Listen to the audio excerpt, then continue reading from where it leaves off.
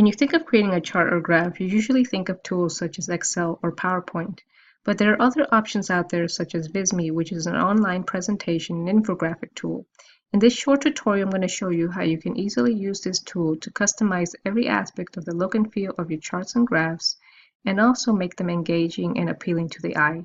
So let's get started.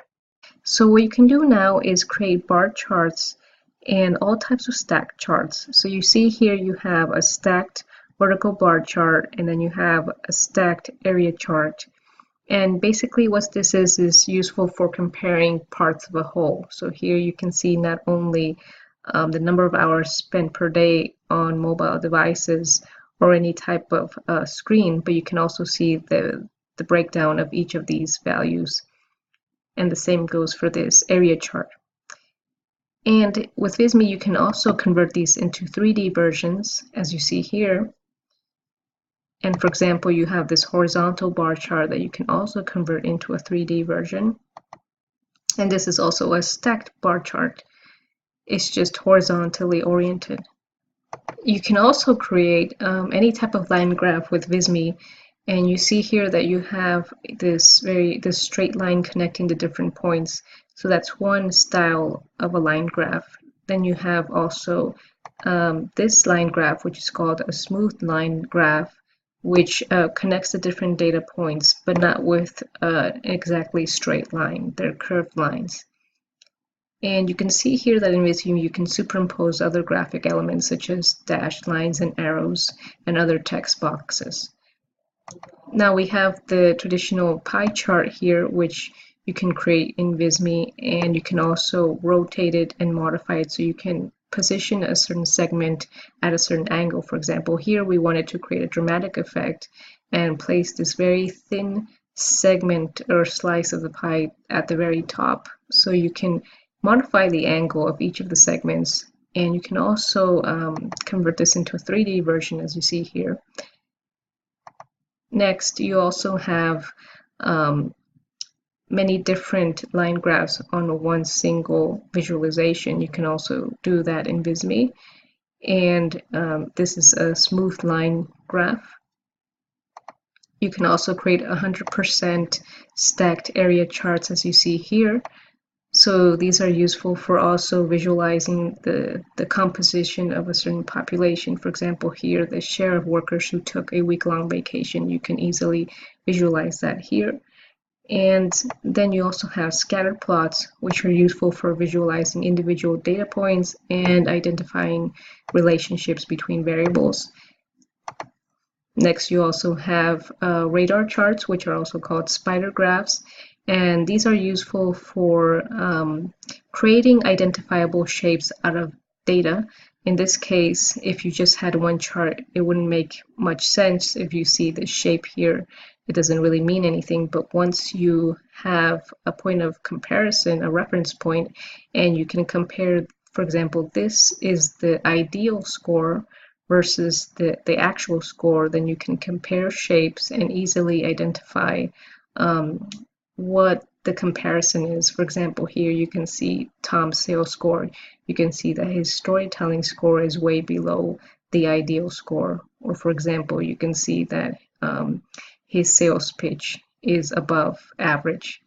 So this is useful for comparing various values using just one shape. You also have donut charts within Visme, which are similar to pie charts, and in the sense that you can also rotate them within Visme as well.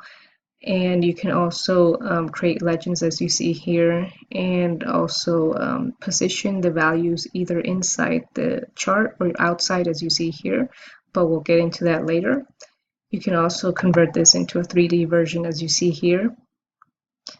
Finally, we also have funnel charts, and these are useful for visualizing, for example, the sales process.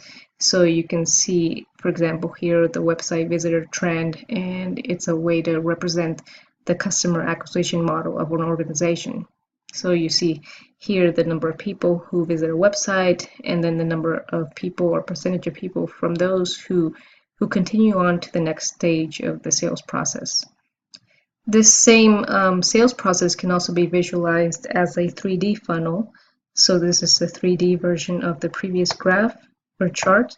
And then you have also this pyramid, which is useful for visualizing hierarchical information. So if you have, for example, information organized according to levels, like levels of importance or levels of income or any type of level, then this is useful for that.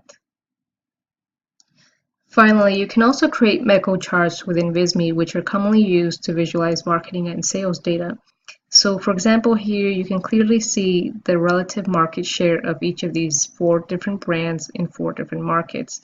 But you can also visualize the overall contribution of each of the different brands in the entire device market. Once you're inside the Visme interface, what you can do is click on this icon, the Charts and Data Widgets icon on the toolbar on the left side of your screen, and then choose the Charts option up here. Then you'll see a pop-up window up here, and what you can do to insert your data is use one of 3 methods. You can either manually copy and paste your data into the spreadsheet area, or you can import data from a Google Sheet by going to the Import tab. And you'll see here you have a space to copy and paste the URL of your Google spreadsheet.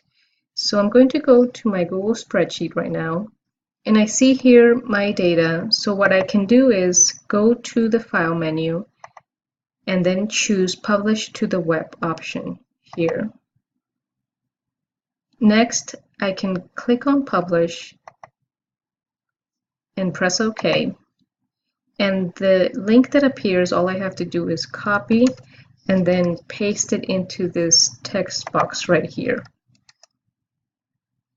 When I click Connect, you'll see the data appear here. The third option that you can use to insert your data is to upload an Excel file.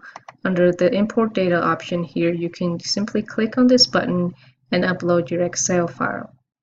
Once you have your information in your spreadsheet area, you may want to invert your rows and columns depending on how you've organized your data and how you want to visualize it. So instead of manually doing that, you can simply click on this button to switch the columns and the rows, and you see that it automatically does it for you. If you want to add more information or manipulate any of the data, you can now easily expand your work area by clicking on the Maximize button to the top right of your pop-up window. And if you want to make the preview chart bigger or change the size of your spreadsheet area, all you have to do is simply click on this handle between these 2 areas and drag and drop it depending on what you want to view. Let's say you want to view your preview, the preview of your chart, or if you want to view the spreadsheet area depending on your needs. So that's a nice new function that's available within Visme. Once you've finalized all changes to your data, you can now choose any of the available chart types from the menu here on the left side of your pop-up window. So you see here all the 16 options I've described previously. You can also create or save your own color palettes for future use and reapply them as many times as needed. This is especially handy when your charts and graphs need to follow certain brand guidelines. So to create a new palette, all you have to do is simply click on one of these colors that appear here, and you see that the colors are next to the row of data that is being visualized.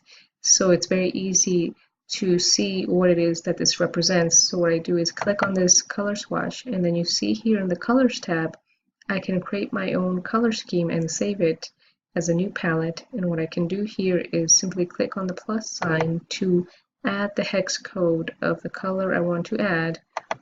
Or let's say if I want to use any of these predetermined color schemes here, there are 50 of them, I can also choose from those. So once I've added the colors, let's say if I pick a random color here, and then I can add it to my color palette. For example, this color, I can add that.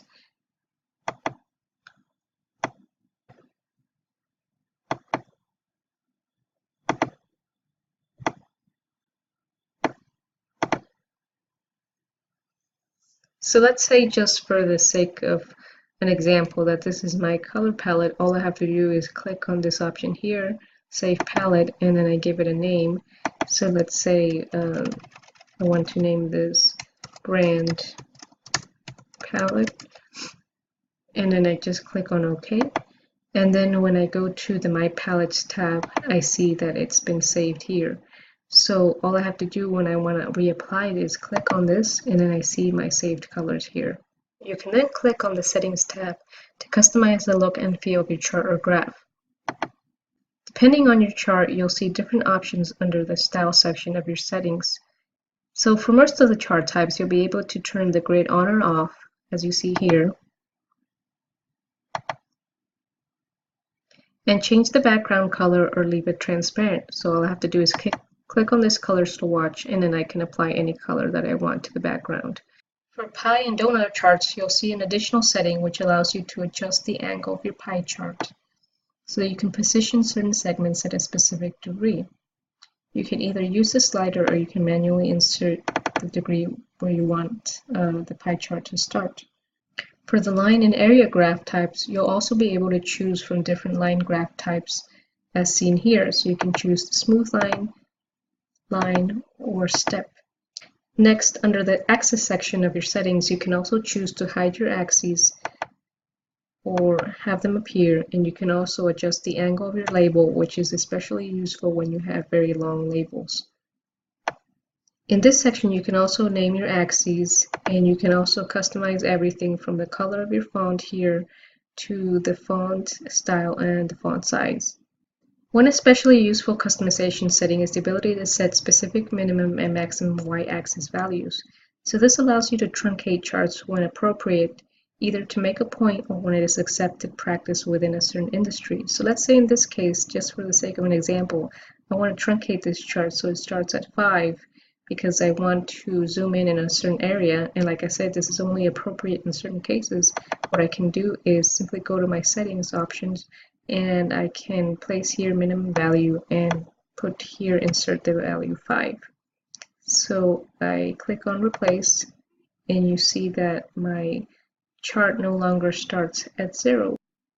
Sometimes you'll want to create a very minimalist chart to give your audience a bird's eye view of your information without overwhelming them with details. In these cases, you want to hide values, so you can do that under the values section here, and you can deactivate this option so you can no longer see the values. Maybe you just want to show the overall trend and you don't want to overwhelm them with detail. You can do that here, and sometimes you will want to provide them with the specific values, and not only that, but you want to provide them with certain symbols such as a $sign, like prefixes and suffixes. So you can insert here a $sign, or you can insert here, for example, %, or any other symbol. Sometimes you also want to adjust the placement of your legend, and you can do that here. You can choose to also hide your legend or show it, and then you can choose to place it either at the bottom or the top, the right or the left. And you can also choose to align it center, right or left, and change the color as well here, and adjust the font and the size of the font. Now, if you're looking to create stacked charts, you can also simply click on this button to activate that option. There are 3 different animation options within Visme, so you can choose there are 4 different animation options, so you can choose either this one, which has a bouncy effect to it, an elastic one, ease out, and ease in. And finally, you can insert a title and subtitle for your chart under this section. And you can also, like everything else, you can adjust the size, you can adjust the color, you can adjust the font style, and you can choose from hundreds of different fonts here. So if you haven't already taken Visme's new chart tool for a test drive, you can try it out for free at visme.co, and you can let us know what you think. Just leave us your comment in the comment section below, or if you have any questions or concerns, don't hesitate to contact us via our support section.